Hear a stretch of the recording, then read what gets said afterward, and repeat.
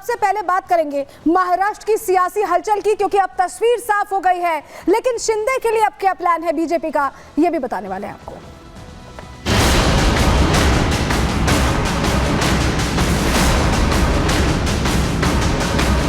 लगता नहीं कोई देरी हो रही है, सभी अलायंस पार्टनर्स को विश्वास में लेके फैसला करना पड़ता है।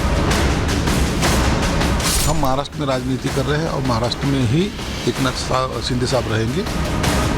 भारतीय जनता पार्टी के वरिष्ठ नेता जो निर्णय लेंगे मुख्यमंत्री पद के बारे में, जो उनका कैंडिडेट होगा, उसको हमारा शिवसेना का पूरी तरह समर्थन है।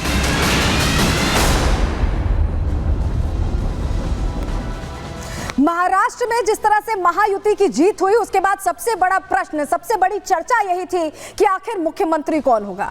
बीच में खबर यह आई कि देवेंद्र फडणवीस और एकनाथ शिंदे दो चेहरे हैं जिनको आगे किया जा रहा है, लेकिन क्योंकि बीजेपी सबसे बड़ी पार्टी बनकर उभरी थी, ऐसे में क्या एकनाथ शिंदे की जगह देवेंद्र फडणवीस को तरजीह देने वाली बात है। इसको लेकर तमाम बातें होती रही और यह भी कहा गया बीच में कि शिंदे चाहते हैं कि मुख्यमंत्री पद बना रहे। लेकिन आज पूर्व सीएम एकनाथ शिंदे ने एक प्रेस कॉन्फ्रेंस की और यह बिल्कुल शीशे की तरह साफ हो गया कि महायुति में कहीं भी अनबन नहीं है, कुर्सी को लेकर कोई होड़ नहीं है और यह सब कुछ संभव हो पाया प्रधानमंत्री नरेंद्र मोदी की वजह से। उन्होंने एक कॉल किया और तस्वीर बदल गई।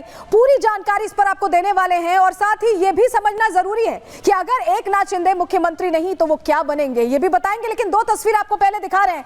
प्रधानमंत्री ने जब कॉल किया उसके बाद आज जब प्रेस कॉन्फ्रेंस हुई एकनाथ शिंदे की, तो सारी चीजें क्लियर कर दी। एकनाथ शिंदे ने खुद को कॉमन मैन भी बताया और यह भी कहा कि बीजेपी तय कर सकती है कि उसे मुख्यमंत्री किसे बनाना है। इस बीच फडणवीस दिल्ली पहुंचे थे। दिल्ली में तमाम जो शीर्ष नेतृत्व के चेहरे हैं उनके साथ मुलाकात हुई थी और अब से कुछ देर में बताया जा रहा है कि एक प्रेस कॉन्फ्रेंस होने वाली है बीजेपी की, जिसमें शायद यह ऐलान भी हो जाए कि अब देवेंद्र फडणवीस ही मुख्यमंत्री बनने वाले हैं।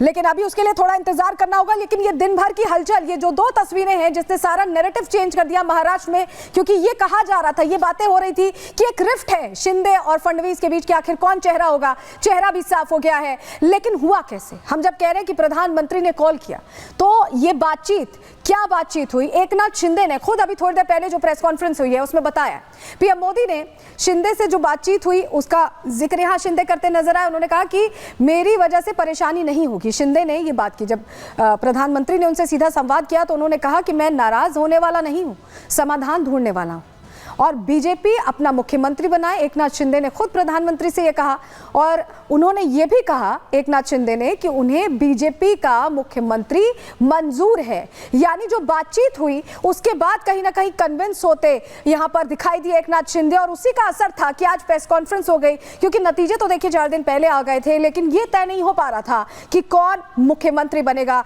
क्योंकि एकनाथ शिंदे उस पद पर काबिज थे। तो ऐसे में बातचीत के जरिए सब कुछ सुलझा लिया गया और सारा इनिशिएटिव प्रधानमंत्री नरेंद्र मोदी की तरफ से लिया गया है। लेकिन चलिए जरा आपको यह भी बताते हैं कि अगर अब एकनाथ शिंदे मुख्यमंत्री नहीं रहेंगे तो उन्हें क्या इंपॉर्टेंट भूमिका दी जाने वाली है, क्या कुर्सी संभालने वाले हैं, क्या उनके लिए प्लानिंग कर रखी है, क्योंकि उन्हें तो इंपॉर्टेंट रोल देना पड़ेगा। उनके साथ ये साझा सरकार अभी 2.5 साल से चल रही थी। क्या फॉर्मूलाज हैं आपको बता रहे हैं। जो पहला फॉर्मूला रखा गया है, एकनाथ शिंदे गुट को बड़े विभाग मिल सकते हैं। जैसे आपको याद होगा कि देवेंद्र फडणवीस जब डेप्यूटी बने थे तो होम मिनिस्ट्री उनके पास थी, कई मिनिस्ट्रीज थी। ऐसे ही कुछ नेता जो एकनाथ शिंदे गुट के हैं उन्हें बड़ी मिनिस्ट्रीज दी जा सकती हैं। दूसरा फॉर्मूला आपको बताएं, शिंदे गुट से जो नया विधायक होगा उसे डेप्यूटी सीएम भी बनाया जा सकता है, यानी डेप्यूटी का वो पद दिया जा सकता है। तीसरा फॉर्मूला क्या है? तीसरा फॉर्मूला यह है कि एजेंडा तय करने के लिए तीनों दल की कमेटी बन सकती है और इस कमेटी का अध्यक्ष एकनाथ शिंदे को बनाया जा सकता है। संयुक्त कमेटी बनेगी एनसीपी, शिवसेना और बीजेपी की और उसमें अध्यक्ष का पद एकनाथ शिंदे को दिया जा सकता है। चौथा फॉर्मूला क्या है? मोदी के कहने पर यहां पर एकनाथ शिंदे महाराष्ट्र की राजनीति से केंद्र की राजनीति में आ सकते हैं। केंद्र में उन्हें अहम भूमिका दी जा सकती है, यह भी अंदर खाने से सूत्रों के हवाले से जानकारी मिल रही है। तो ये 4 फॉर्मूलेज हैं जो फॉलो किए जा सकते हैं। लेकिन जब एकनाथ शिंदे आए तो कैसे उन्होंने मुखर होकर एक एक बात रखी।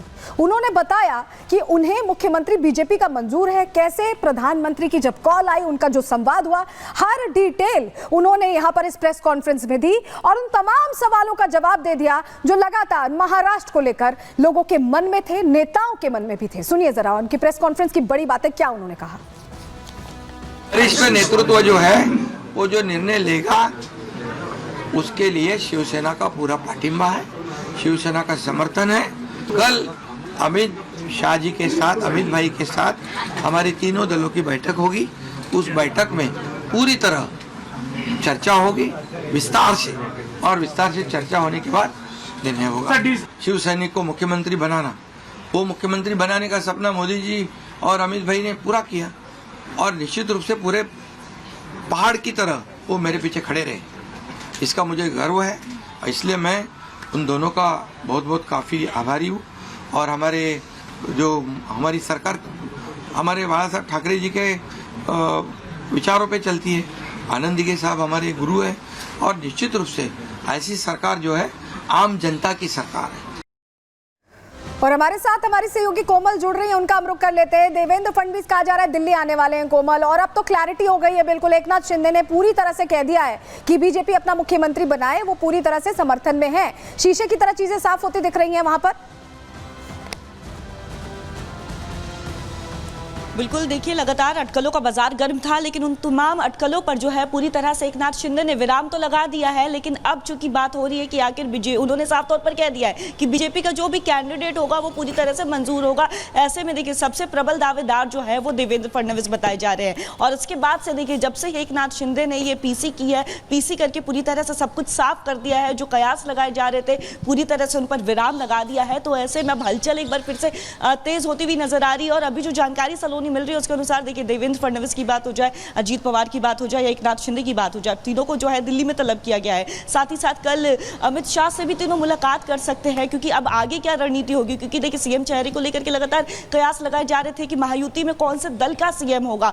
एकनाथ शिंदे ने साफ तौर पर सीधे साफ कर दिया है कि बीजेपी अपना कोई भी कैंडिडेट को सीएम बनाए, उससे उन्हें कोई प्रॉब्लम नहीं है। साथ ही साथ आभार भी व्यक्त करते हुए नजर आए हैं कि जो 2.5 साल का कार्यकाल उन्हें दिया गया, वो कार्यकाल में उन्होंने बहुत काम किया, जनता के लिए बहुत ज्यादा काम किया, उसके लिए भी पीएम मोदी का धन्यवाद करते हुए भी नजर आए हैं। लेकिन इस बीच देखिए अब चूंकि तीनों नेताओं को जो है दिल्ली तलब किया गया है और कल अमित शाह से भी मुलाकात हो सकती है, तो ऐसे में देखिए अब पोर्टफोलियो को लेकर के भी आगे चर्चा हो सकती है। क्योंकि आप जिक्र पोर्टफोलियो को कर रही हैं कोमल, तो ये आपसे समझना चाहेंगे, क्योंकि एकनाथ शिंदे मुख्यमंत्री थे, ऐसे में क्या वो वाला फॉर्मूला हो सकता है कि जैसे जब देवेंद्र फडणवीस को डेप्यूटी बनाया गया तो उन्हें होम मिनिस्ट्री दी गई, इस तरह की मिनिस्ट्रीज दी गई थी जो इंपॉर्टेंस रखती हैं सरकार में, क्या ऐसा कुछ हो सकता है कि एकनाथ शिंदे गुट का कोई चेहरा ऐसी मिनिस्ट्री संभाले या एकनाथ शिंदे केंद्र की राजनीति में जाए, कुछ इस तरह की जानकारी? क्योंकि फॉर्मूलाज कई सेट किए गए, कई डील फिक्स की गई है।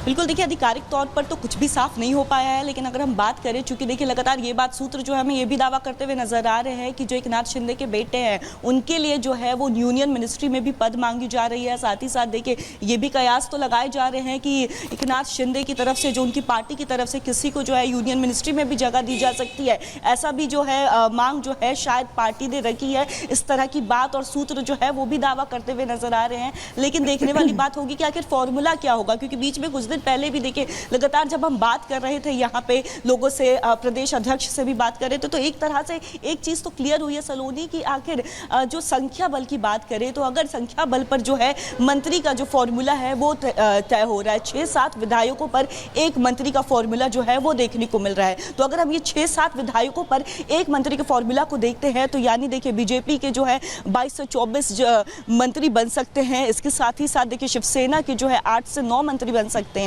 तो ये बात भी निकलकर सामने आ रही है कि अगर ये फॉर्मूला लगता है तो इस तरह की सिचुएशन जो है, इस तरह की तस्वीर जो है वो हमें महाराष्ट्र में देखने को मिलेगी। लेकिन अब देखिए सवाल यही हो रहा है कि देखिए जो कयास लगाए जा रहे थे देवेंद्र फडणवीस के नाम पर या एकनाथ शिंदे के नाम पर, क्योंकि अजीत पवार की बात करें तो उन्होंने तो शुरुआत में ही ये पिक्चर क्लियर कर दी थी, तस्वीर पूरी तरह से क्लियर कर दी थी कि उनका जो है पूरा सपोर्ट वो देवेंद्र फडणवीस के साथ है। लेकिन वहीं दूसरी तरफ एकनाथ ठीक है कोमल, हम आपके पास वापस लौट रहे हैं।